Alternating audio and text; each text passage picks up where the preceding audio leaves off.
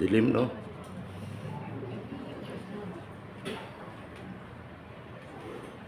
Good afternoon! Gusto po. Gutom na. Gutom na.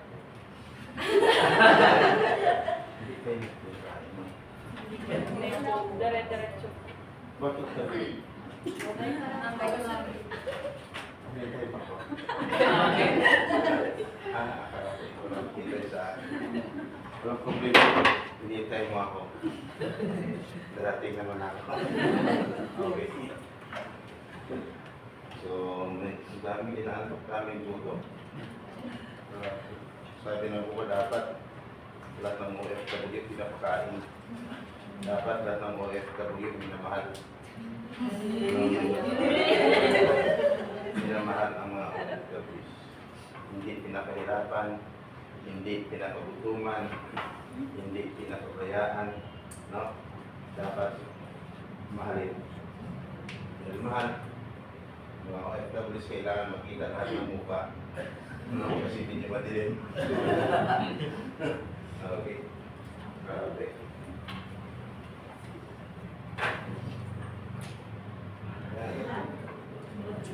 Kitang-kita lang. Tapos na. Tapos na parang pilos niya. Tapos na. In. Po? Ano mo? Ano sabi? Kailangan daw po mag-retouch. Mag-retouch. Okay. So ngayon ganito. Huwag kayong mag-alala. May sinabi ba na akong kasunod na speaker? Ano daw ang pangalan? Ha? Magpapakilala lang daw po ako. Okay. Sige, di bali. Ako naman nagpapakilala talaga, ma'am. Ma'am, gusto mo malaman? Pangalan ko? Ako naman talaga nagpapakilala. Yung unang speaker nyo, kilala nyo na rin po. Hindi rin. Yung nakatayo dito kanina? Yung lalaki? Hindi nyo kilala? Nako. Yung babae, kilala nyo? Yung mataba. Siya si Ma'am Sandra din. No? Yung isa, si Mr. Julan na pizza. Ako naman, hindi pa rin pinakilala. Ako naman si Mr. Sam Carbajosa. Ayos ba, ma'am? Kasi, magtatanong lang. Sa mga mahihain, huwag kayong mahiya, ha? Ha? Nahiya ba kayo? Hindi kasi ng isang speaker dito, sabi sa akin, sir, pag tumayo talaga ako sa harapan, talagang inaata. No? Inaano talaga ako ng hiya ko. Sabi ko, ma'am, malaki ang sahod mo. Dapat hindi ka nahihiya. Kasi government ka, nasa ISIS. Sabi, talagang inaano ko, dinadaig ako ng hiya. Sir, ano bang sekreto para mawala yung hiya? Sabi ko, pag tayo mo sa harapan, ang unang mong gawin, tanungin mo na agad yung mga audience. Sabihin mo, nahiya pa kayo. Sabi ba, ma'am? Kasi pag nahiya yan, wala na. Ikaw na ngayon ang lakas loob. Ma'am, performer ba kayo? May performer ba? Wala. Walang, ha? Meron? Sino?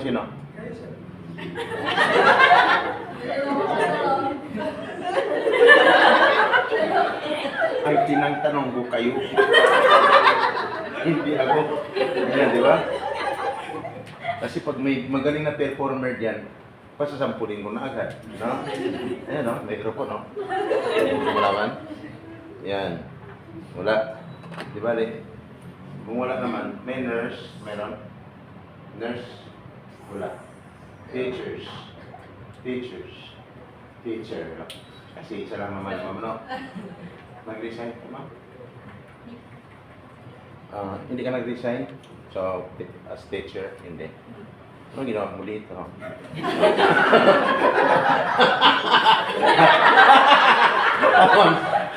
Hindi ka nag-resign?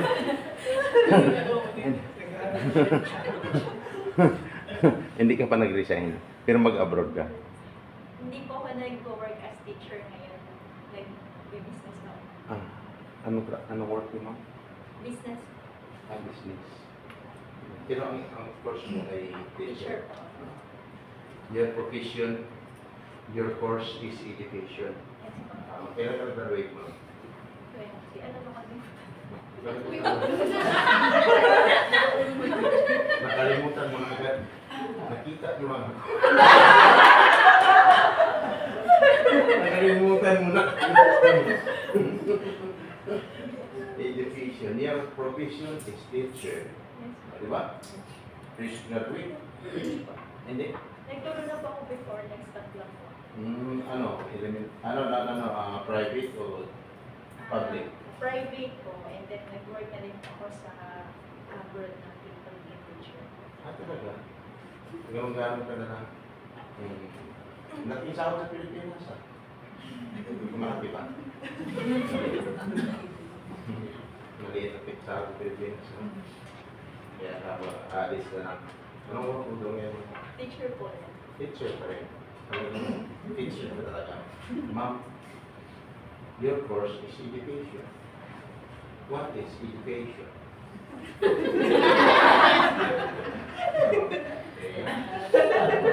Imparting knowledge to students. Talaga, sigurado ka mo. What is teacher? Instructor. AKA instructor. Talaga? Ito ma'am. Sige, sige. Magaling siya ang sumagot. Director ko. Director ka. Education is a continuous process of learning.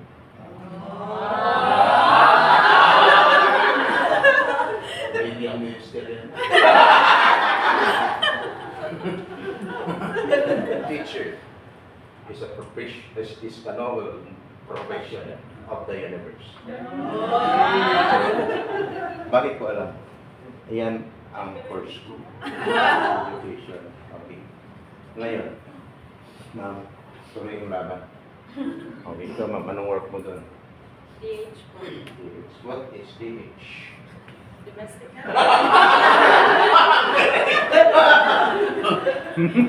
Ang galing! Ang galing mong sumaya. Ang galing mong sumagot. Okay. Ang galing mo talaga. Okay. May ex abroad. May ex abroad, meron. First timer, taas yung mga kamay. First timer. First time na lahat. Lahat. Ex abroad, taas yung mga kamay. Isa lang ang ex abroad. First timer. Hindi pa kayo magtataka. Bakit iisa na lang ang ex abroad?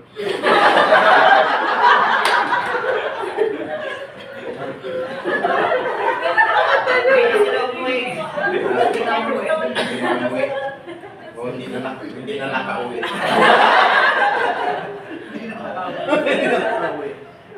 Meron kasi kahapon inaksyonan ako. At least makauwi na rin. Kaya umiyak yung nanay sa doon sa taga-Bataan, inirefer lang sa akin. Kaya nung inirefer sa akin, dinala ko sa agency. Sobrang pasalamat kasi bakit makakauwi na rin yung anak niya, no? Ayan. Ayan. Ngayon, ex abroad, alam ko meron po iba dyan eh. Actually, may tumaas, may first timer, merong ex abroad, tama ma'am. Magtatanong ako. Dalawang beses ko magtanong kung sinong first timer may tumaas, mayroong ex abroad, meron din. Pero meron talagang hindi tumaas ang mga kamay. Ang tanong ko sa hindi tumaas ang mga kamay, ano kayo? Ha? Sabi ng iba dyan, tahimik lang. Nakatingin sa akin. Pakialam ko sa'yo. Bilisan mo kasi gutom na ka. Tama? Ang galing mong huli, ma'am, no? Ma'am, sa totoo lang, pagtingin ko pa lang sa'yo, alam ko na kung anong nilalaman ng iyong isipan. Habang ka tumingin sa akin, dapat siguraduhin mo, hindi kita mahuli. Okay? Kasi iba kunyari, tango-tango lang, yes sir, yes sir, yes sir. Tapos sa isipan mo na, Bilisan mo kasi gutom na. Na? Kaya ang iba, kunyari lang nakatingin sa akin, na? Pero ang focus ng mind, wala naman talaga sa akin. Saan? Sa labas. Ha? Sa labas? Sa pagkain. Sa cellphone. No? Sa naghintay sa kanya dyan sa labas. No? May naghintay pa naman sa akin sa labas dyan. Sino naghintay? Yung illegal recruiter. Okay. Grabe dito. Alam nyo, sa napakaraming speaker dito, nako, mag-ikot kayo. Daming pidos dito. Pidos dito, pidos dyan, pidos doon, pidos doon. Pidos doon sa taas, hanggang sa kataas-taasan puro pidos. Subukan nyo mamaya, after ng pagpidos nyo dito. Sumilip kayo. Tapos, pagsilip nyo, mga 5 seconds, kung anong abutin mo, antok abutin mo. Pero sa akin, nakiramdam mo ng antok. Hindi, serious ka, mamaya, magiging tuluyan ka mo. Ha? Pagdating sa labas ng bansa, serious na rin. Ilang buwan pa lang gusto nang umuwi. Kasi, ang iniisip, no? Na nakaupo lang dyan, basta pag nakaupo, certificate na. Tama? Nakauwi na. Pero hindi iniisip yung kaligtasan pagdating sa labas ng bansa. Hindi iniisip kung ano ang maging kalabasan sa kanyang pag-training. Dapat, paglabas mo dito, mayroon kang natutunan. At nung yung natutunan mo, dapat may apply mo oras ng iyong pangailangan. Tama, hindi? Tama. Kasi nandito kayo para mag-training. Kung ang mga bayani, kung mga sundalo bayani, kayo bayani rin. Tama? Yes. Sila may sandata. Ikaw, anong sandata mo? Kung ano ang natutunan mo dito, yan ang sandata mo. Ang tanong ko lang, sir, naniwala ka ba na ikaw ay bayani? Ikaw, sir. Huwag ka nang lumingon. Ikaw, sir, na naka-vlog. Naniwala ka ba, sir, na ikaw ay bayani, sir? Ha? Sigurado ka? Sigurado. may narinig ko dyan, sabi, alegria, gino. Hoy! Sir! Linawin ko sa'yo kung bakit ka nagiging bayani. Di ba? First timer, sir?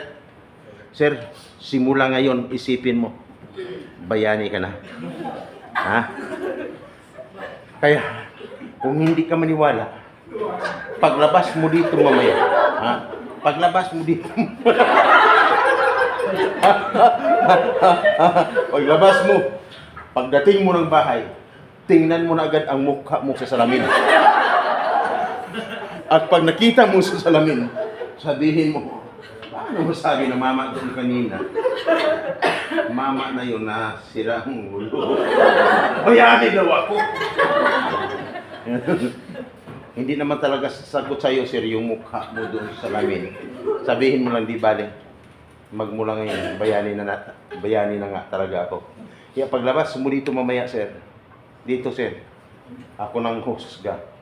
Tawagin na kitang bayani. Paglabas mo dito mamaya, pag may parang harang dyan, daanan mo, no? Pag may parang harang dyan, sir, wala tayo no? No, sabihin mo, alis ka dyan, alis. Pag tinanong ka, bakit? Problema mo. Sabihin mo, bayani ka. Ha? Huwag mo na magayain yung lakad kasi nagano'n. Sir, naging bayani ka, kayo lahat. Dahil sa itulong ninyo sa pag-angatang ekonomiya ng ating bansa. Tama? Yes. Grabe. Kung hindi dahil sa inyo, bagsak ang ekonomiya ng ating bansa. Malinaw? Yes. Bagsak. Akala mo mga politiko. Ano katulong? Nung binuto mo, niligawan ka, no? Ako po siya ganito para gamay ako. Kunyari, sikrito ka, 100 pesos. Mayroon pang pinapan ng pondo. Tapos, magkasulat ka, pagdating ng eleksyon, akala mo, magkukuha ka, wala pa. Yan, binuto mo naman ngayon. Pagbuto, mabilib na bilib ka. Tandaan. Tandaan. Anong trabaho nila? Maglingkod sa bayan. Kaya sila nagiging masipag mangumpanya kasi pag nakaupo lang kayo, lahat ng pinaghihirapan niyo, kami na. Ang matutulama. Tama? Mali! Kung malaki ang sahod mo sa labas ng babae. Maliit o malaki. Umaasa ka ngayon pagdating ng sobrang laki ng trabaho mo. Yan ang pinirma mo. Pagdating doon! Akala mo okay na. No? Kulang pala ang sahod mo. Obligasyon mo pa rin magpapadala sa pamilya. Tama? Maliit man o malaki, magbabayad ka sa tax. No? Sir, grabe. Pagpakahirap mo doon. Kung kunti na lang ang tira, magbabayad ka pa sa tax. No? Tapos ang pinadala mo, yung tax na yun, pinasok sa kabanang bayan. Pagpasok doon, nung magtanong ko, sino nakikinabang? Ang sabi nila, buhaya ng bayan. Tapos pagdating ng eleksyon ulit, iipunin lang ng iipunin niya. Ang mga proyekto. Pero hindi naman na isa katuparan. Ang kawawa pag ikaw ay lumapit, tatawag, hindi mo naman talaga malapitan. No? Lumalabas lang pag oras ng eleksyon. Totoo hindi? Kaya kayo, mag-abroad. Ang purpose para sa inyong mga mahal sa buhay. Kaya sana lahat kayo ay magtagumpay. Kaya kayo may video, ATM, no? ATM card, tama? Anong purpose? Para makapag-ipon, makapagpadala sa pamilya.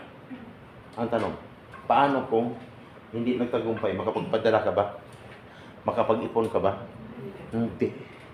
Kasi, wala ka naman talagang sahod. Kaya wala kang may impok doon. Wala kang may savings doon sa iyong ATM card. Ang iba, daming ATM card bago umalis. Yung laman ng wallet, puro ATM card. No? Nung umalis, isip niya, pupunuin ko to, lahat ng ATM card. Lagyan ko ng laman. Pero ilang buwan pa lang, umuwi na ng Pilipinas. Yung ATM card, walang laman. Pero nagbabaka sakali pa rin. Pag uwi ng Pilipinas, siyempre, wala kang magawa kundi ATM card no? Nakita mo yung machine ng mga bangko, iba-ibang bangko, wala kang magawa. Siyempre, talagang na kailangan mo na. Ang iba, lumalapit sa machine, lahat ng cards, ATM card, sinusubukan salpak ko. Habang sinasalpak dito, tinignan, walang lumalabas. Sinubukan naman dito. Halos lahat ng ATM machine, sinubukan, walang lumalabas. Totoo yun. Kasi wala ka naman talaga naipon. Ang ginawa mo, baka nagbabakasakali ka na, baka may naligaw. Namaglaga sa relasyon mo. Hindi kaya ihirap OFW, no? Hindi talaga buhay OFW. Example to hindi. Hindi madali ang pagiging buhay OFW pagdating sa labas ng bansa. Kaya kung bakit kayo nagtataka, nung magtanong ako kung sino mga first timer, mas marami tumaas ang mga kamay ng mga first timer at isa na lang ang kamay. Kasi hindi masarap buhay OFW pagdating sa labas ng bansa. Guys, ihanda ninyo ang inyong mga sarili. Kunting pagkakamali mo lang doon, no? Kung kunting pagkakamali mo lang, kanina mayroong mga just causes for termination by the employer. Mayroon ding just causes for termination by the employees, na? To the employer. Pareho lang. Kasi yung batas na yan, ginawa. Upang yan ay isang kasunduan, tinatawag bilateral agreement, na kailangan. No? Pag pumirma ka at pumirma ang employer, nagkasundo kayo, sana pag-usapan na kung sino ang magkaroon ng violation doon, siya ay may pananagutan. Both worker at sa employer may pananagutan. Kung ikaw may pananagutan, sila may pananagutan din. Malinaw? Kung kayo ay pwedeng pagbabayarin anytime, sila pwede din pagbabayarin. Pag hindi nila magawa, Kung hindi mo magawa, yung demand nila, hindi kang makasuhan, makulong. Sila ganun din. No? Malinaw? Ipaliwanag pa kanina sa inyo ng maayos. Sinabi pag umuwi kayo, may makukuha kayo. Pag may violation ka, wala. Pero depende yan sa kung may sapat na ground, may laban ka. Pag walang sapat na ground, wala kang laban. Kaya ako nandito, just in case of emergency. Iba yung nilalaman ng projector, iba ng nilalaman ng aking sasabihin sa inyo. Ngayon mo lang ito narinig. Kasi kung pidos ka dati noon sa pinagpidosan ko, pinagpidosan mo, ma'am, nagpidos ka ba dati bago umalis? Nakita mo ba ako doon sa pinagpidosan mo? Tama. Kasi wala naman talaga ako doon. Tama. Oo, tama, di ba? Nakita mo lang ako ngayon kasi nandito ako ngayon. At marinig mo lang yung hindi mo dati narinig. Marinig mo ngayon kasi nandito ako ngayon. Kaya ako ngayon nandito. Batas ang ating pag-usapan na dapat mong malaman. Okay? May taga-agency dyan, baka may taga-agency pagpakamanin nyo na po. Kasi bakit? Kailangan lang malaman ng OFW. At kung taga-agency ka, kailangan lang malaman nyo rin po. No? Yung batas na yun. Na kailangan yung batas na yun masusunod at hindi mabayulit. Kasi pag nabayulit, may pananagutan ang bawat isa. Ngayon, magtatanong lang. Sure na ba na makaalis na kayo? Ready na ba kayo? Kamusta ang excitement mo kanina after sa pagpaliwanag diyan sa module? Yung dito in-explain kanina, okay naman ang excitement niyo, okay naman, na? Nasa 100% naman. Kasi siyempre, ako ang pinakalas, no? After ko bigayan ng certificate. At ang labas nyo dito, anong oras? Alas 3. Hindi, alas 3. Alas 3? Okay. Alas 2? Ano na bang oras? 1:52.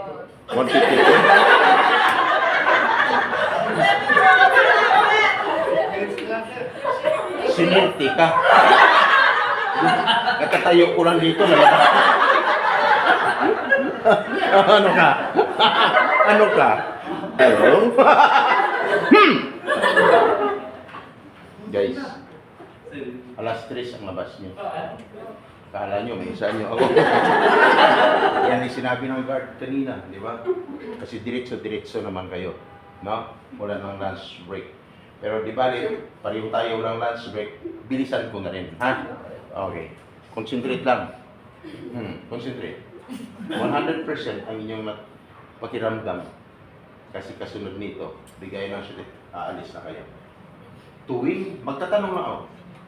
Tuwing may sasabihin ako sa inyo, at may nangyari sa iyo. So 100% na excitement mo, magbabawas ako ng 20%. 100%, 20% ang bibawas ko tuwing may nangyari sa iyo. 5 beses naman ako magbawas.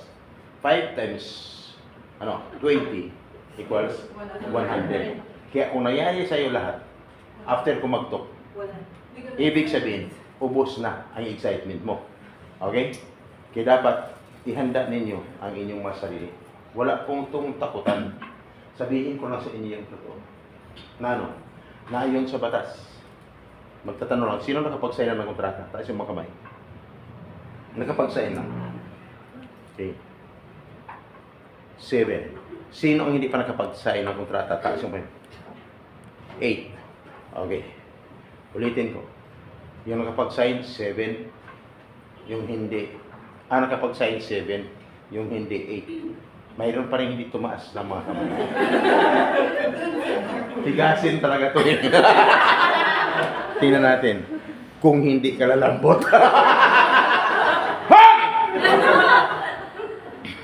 Ayon sa batas, dapat ang isang OFW, bago magpidos, dapat siya nakapag-sign na ng kontrata. Guys, dapat nakapag-sign na ng kontrata. Kaya sabi ng iba dyan agad, sign ng kontrata. Ikaw nakapag-sign. Sinik ko na agad yung katabi. Hindi tumaas ng kamay yun. Okay. Kaya kung hindi ka nakapag-sign ng kontrata, huwag kang mag-alala. Bawasan ko ng excitement mo ng 20%. Ang natira, 80% na lang. No? Sabi ng iba dyan, mayroon pa kaya? Mayroon pa po. Kasi isang beses pa lang ako nagbawas. Dapat, ikaw ay nakapagsign ng kontrata din. After napagsign ng kontrata, dapat sisiguro na yung makaalis ka na. Bakit? Nasa batas. Ang isang OFW, mula nag-apply at nabisahan siya, 60 to 90 days prior, dapat, or no, 60 to 90 days prior, 2 buwan hanggang 3 buwan, dapat nakaalis na siya ng Pilipinas, dapat magtrabaho na siya ngayon sa labas ng bansa, at dapat wala na siya ngayon diyan sa kanyang inuupuan. Sabi ng iba dyan, tahimik lang. Oo nga. No? Ako nga, nandito pa rin. 10 months na, nandito pa rin. Kasi sabi ng iba, tahimik lang dyan. Ano ba itong pinagkagawa ko sa akin? Normal lang. Pag nangyari sa'yo, makakaramdam ka ng kaba na parang hindi mo na maintindihan ang nangyari sa'yo. No? Dapat nakaalis ka na. No?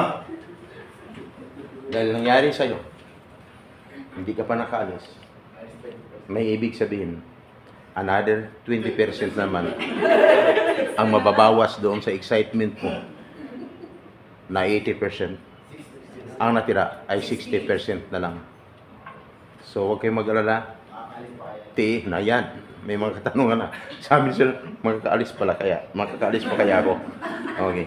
Tiisin nyo lang. Kasi bakit? Mayroon pa kasunod. No? No? Parang naramdaman mo, nervous, no? Habang nagsasalita ako dito, nag-isip ka talaga dyan. Paano kaya ako nito mamaya? Baka ako mababawasan kaya mamaya. Okay. Kaya kung magbawas ako uli, ang natira ay 60%. At dapat, bakit kailangan makaalis? Kasi ang iba dyan hindi lang nakapagpidos, hindi nakapagsign ng kontrata, ang iba nakapagbayad na ng placement fee. Tama? Ang tanong, pag nagbayad ng placement fee, no? Kung ang salary is 20,000, magkano dapat ang maging placement fee? Dapat katumbas ng isang buwang sahod pagdating sa labas ng bansa. Sabi ng iba dyan, tahimik lang. Bakit sa akin? Sobrang laki. May ibig sabihin, another 20% na naman ang mababawa sa iyo ngayon. Ang natira is 40% na lang. Tinamaan na daw. Tinamaan na daw siya. Ayan, kasi halatado naman sa mukha mo, marami kang pera. Okay! Kaya dapat, katumbas ng isang buwang sahod pagdating sa labas ng bansa. At alam niyo mga guys, pagdating sa usapan na to, no? Pagdating sa usapan na to, lagi kong sinasabi, iwasan niyo yung lumabas. Kaya napakaiksi lang ng oras ko. Iwasan niyo labas, pasok. Dapat concentrate lang sa akin at hindi sa cellphone, hindi sa katabi, no? Pero ang iba, hindi na mapigilan ang sarili, lumalabas talaga. Bakit? Akala ko mag-CR lang. Sinundan ko. Nung sinundan ko sa loob ng CR, dun sa may labas na ng CR, kitang-kita ko talaga, alam yung ginawa. Nagharap sa may kanto. Tapos, kanto. Ito lang. Sir. Sir, napatawag ako, sir. Bakit, sir? Masama ka pag tumawag. Oh. Sir, kasi, bakit may alam pa kayo pidos-pido sa amin? Wala naman kami pinirma ng kontrata. Matapos ilang buwan akong naghihintay, hindi pa rin nakaalis. Malaki pag kinuha niyo sa akin na placement fee. Nahuli ko doon. Kaya, dapat ingat. Dapat katumbas isang buong sahod pagdating sa labas ng bansa. At dapat, pag nagbayad sa lugar, sa Jollibee, sa Chowking, sa McDo, sa Max Mall Hotel o Restaurant, wala sa nabanggit ko na lugar. May sumagot dyan sa Gcash. Nice ka. Guys, ingat. Uso na yan yun. Hindi lang 12 teachers, 280,000 bawat isa. Kasali ka doon na sumagot sa akin ng Gcash. Yan ka ng bata. Teacher, ma'am nag-resign as teacher, pumasok as fruit taker sa Korea. Ilang buwan ang nakalipas, nag-follow up. Nung mag-follow up, hindi na makontak. No? sinubukang pumunta sa tinitirhan ng nag-recruit. Kasi nung unang pagkipag-transaksyon doon sa bahay sa Las Piñas, ito ang bahay ko. Kaya oras na matapos ang lahat ng mga transaksyon natin, bayaran, no? I-follow up niya ako kung medyo lumagpas sa ilang buwan. Dito niya ako puntahan. Nung pinuntahan, 3 buwan na nakalipas, wala na sa kanyang tinitiran at large na ang suspect. Guys, sana huwag mangyari sa inyo. Sa mga babayad yan sa GCash, ingat po kayo. No? Sinundan ng 20 mga taga-Batangas. May taga-Batangas ba dito? 178,000 bawat isa. Anong bansa? Poland, Poland, Malaysia, South Africa, Japan, no? Korea. 178,000 times 20, no? 3.5 million mahigit, no? Saglit lang, puro na mayayaman, no? Eh dapat ingat. Dapat pa nagbayad sa loob ng agency. Sabi na iba, paano to? May Czech Republic pa. Sabi ni Budget, ako doon din kayo pupunta. Okay lang naman kung doon ka pupunta, hindi ka lang biktima dito sa Pilipinas. At large ang suspect. Ingat. Kaya kung nangyari sa inyo, another 20% ang ibabawas ko. Ang natira is 20% na lang. At pag nagbayad, dapat mayroong kaupo lang, resibo. Sabi ng iba, ha? Resibo. Bakit kami wala? Problema hindi. Problema yan. Problema. Malaking problema. Ayaw ko na nangyari sa iba, mangyari sa inyo. At after yung magpidos, magtanim na lang ng kamote. Kung ano-ano, okay lang, kahit papano. No? Ingat. Dapat may resibo pag nagbayad. Sabi ng iba, resibo. Bakit kami wala? Kaya dito mahalata mo. Excuse. Mahalata mo dito.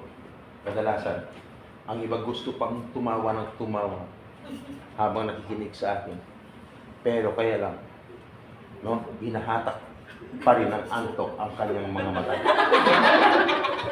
Grabe ng tawanan, pero gusto rin mang tumawa. Pero ang nangyari, gumuganito na. Ubus ng excitement. Di ba? Problema yun eh. Dahil ubos ng excitement, ako yung magtatanong. Isigaw niyo. Tuloy, hindi. Tuloy! Isa pa. Tuloy, hindi. Tuloy! Isa pa! Tuloy! Isa pa! Tuloy! Isa pa!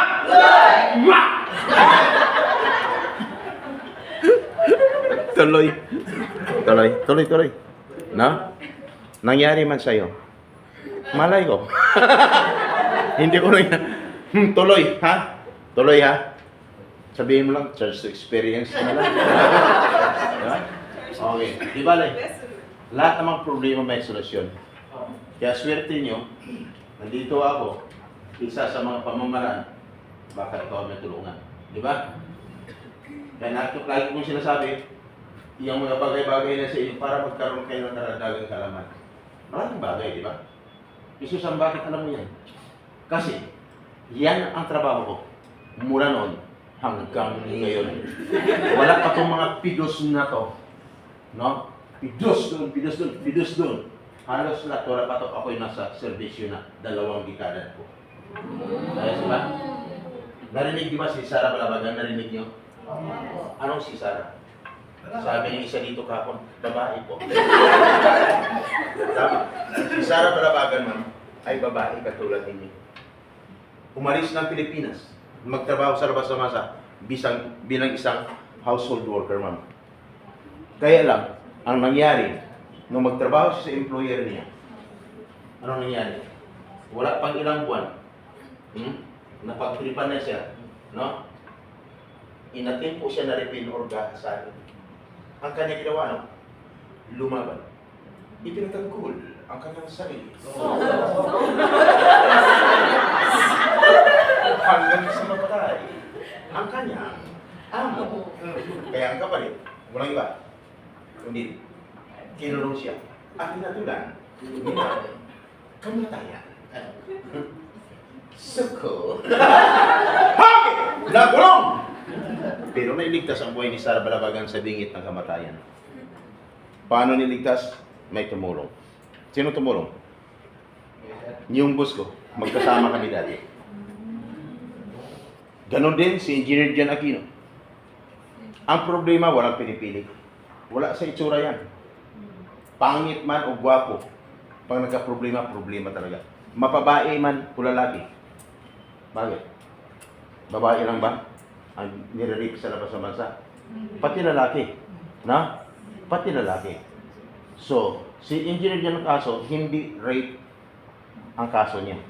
Kung hindi napatay niya ang grupo, ang leader ng isang grupo, 6. Nung pinagtutulungan siya na bubugin, lumabas siya. Ipinatanggol ang kanyang sarili hanggang sa mapatay ang kalaban niya. Kung kaya, ang kapalit, ikinulong din. Hinatulan na kamatayan. Nakulong man! Dahil pa walang visa pa rin ang paghatol ng kamatayan. Sino tumulong? Magkasama kami ng dating boss ko. Ang boss ko dati ay isang ambasador ng United Arab Emirates. Ambasador. Ako, hindi. Nung umuwi siya ng Pilipinas, ang boss ko ay nagiging NLRC chairman sa Manawag Quezon City. Ako, hindi.